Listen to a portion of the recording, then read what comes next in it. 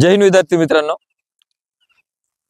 आपला मराठमोळा किंवा मराठी फिजिकल टीचर 2013 पासून मी या क्षेत्रामध्ये कार्यरत आहे। पण सोशल मीडियामध्ये आतापर्यंत मी तुमच्यापर्यंत पोहोचू शकलो नाही। पण आता मी सुरुवात केली सोशल मीडियावर, इंस्टाग्रामला मी अकाउंट काढले। 2013 पासून आपण फिजिकल ट्रेनर म्हणून काम करतोय। मास्टर ऑफ फिजिकल एज्युकेशन माझे शिक्षण झालेलं आहे, सगळ्यांना माहितीच आहे।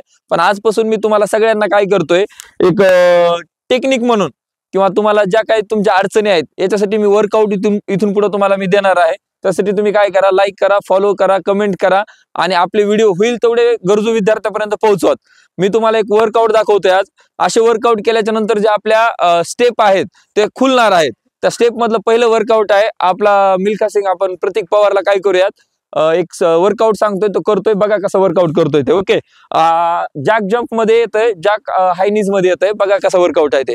Workout best 1 2 3 4 5 6 7 8 9 10। Okay, good.